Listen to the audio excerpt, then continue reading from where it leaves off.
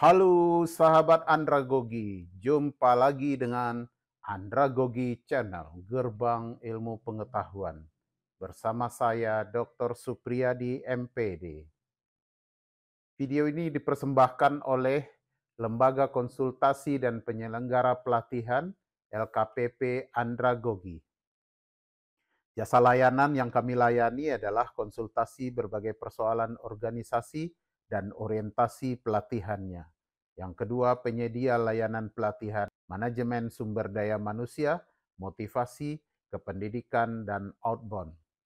Bagi Anda yang berminat menggunakan layanan kami, silakan hubungi kami lebih lanjut pada andragogi.com, teoribagus.com, dan Andragogi Channel. Serta Anda dapat menghubungi WA kami 0811 66 54151. Kali ini kami akan membawakan video keempat pada seri pengembangan sumber daya manusia. Monyet berburu kacang. Dimodifikasi oleh Dr. Supriyadi MPD. Teknik berburu monyet.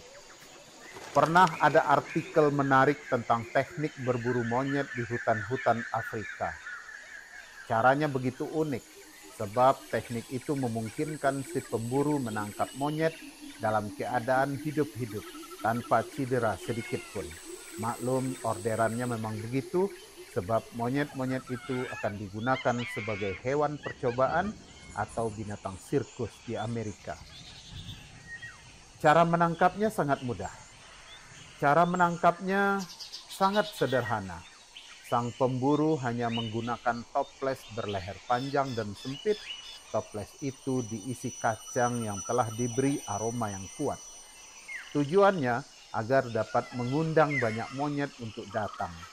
Setelah diisi kacang, toples-toples itu ditanam di dalam tanah dengan menyisakan mulut toples dibiarkan tanpa tutup. Para pemburu melakukannya di sore hari.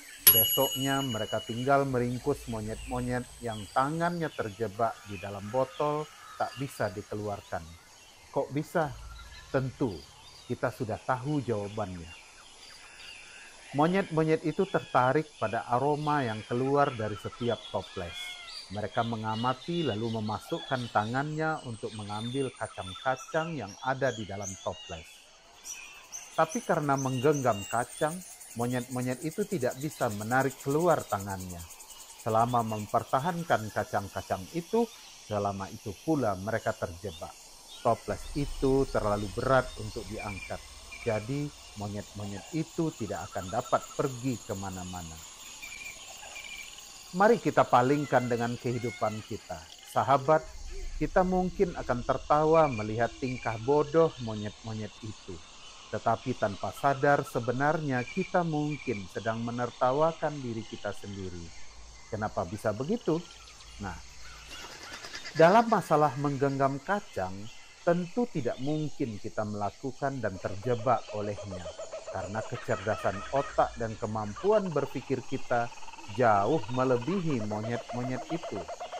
Akan tetapi, terkadang tanpa kita sadari, kita sering bersikap seperti monyet-monyet itu. Kita menggenggam erat setiap kebodohan yang kita perbuat, layaknya monyet yang menggenggam kacang. Kita sering marah tak tahu sebab, lalu mendendam, membenci, kesal, dan tak mudah memberi dan melepaskan maaf. Hanya karena sebuah urusan pekerjaan, hanya karena sebuah kesalahan kecil, hanya karena sahabat khilaf, atau hanya karena kesalahan prosedur yang tidak penting, lalu kita marah, kesal, menghardik, dan akhirnya mendendam. Mulut mungkin sudah berkata ikhlas dan memaafkan, tapi bara amarah tetap menyala di dalam dada. Tak lagi bertegur sapa, tak lagi luas seperti biasa. Kita terlalu sulit untuk melepaskan genggaman-genggaman dari kebodohan kita itu. Terkadang kita bertindak begitu bodoh, bahkan petantang-petenteng membawa toples-toples kebodohan itu kemanapun kita pergi. Bahkan tanpa beban, kita membeberkan kebodohan itu kepada orang lain, meskipun beban itu makin berat, kita terus berusaha untuk terus berjalan. Dan tanpa sadar, kita sebenarnya sedang memerangkapkan diri pada penyakit hati yang akut. Sahabat, sebenarnya monyet-monyet itu bisa dengan mudah untuk selamat jika ia mau membuka genggaman tangannya dan melepaskan kacang itu. Begitupun dengan kita, jiwa kita akan tenang jika sebelum tidur kita mau melepaskan semuanya, melepaskan genggaman marah, kesal, dan menghardik. Mintalah maaf dan lepaskan maaf terhadap siapapun yang berinteraksi dengan kita hari itu. Dengan begitu, jiwa yang tenang akan mendapati hari esok yang lebih baik dan cerah. Ya ayyatuhan nafsul mutmainnah, irji'i ila rabbiki radiyatan mardiyah. Wahai jiwa yang tenang, kembalilah kepada Rabbmu dengan hati yang puas lagi diridainya. Surat Al-Fajr ayat 27-28. Nasihat Pitagoras, jangan pernah kau biarkan matamu tertidur lelap sebelum kau bisa menjawab 3 pertanyaan. Pertama, dalam hal apa aku telah berdosa? Yang kedua, apa yang telah kusempurnakan? Dan yang ketiga, apa yang belum kusempurnakan?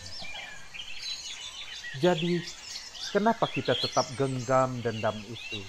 Kenapa toples-toples kebodohan itu masih kita tenteng kemana-mana?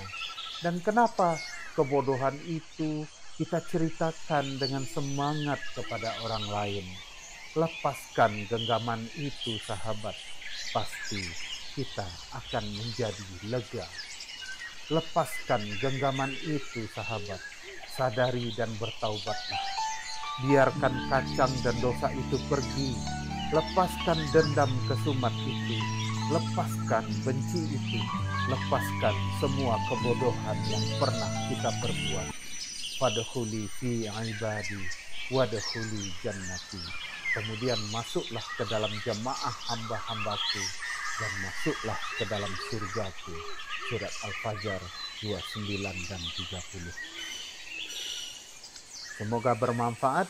Jangan lupa like, komen, dan subscribe channel kami.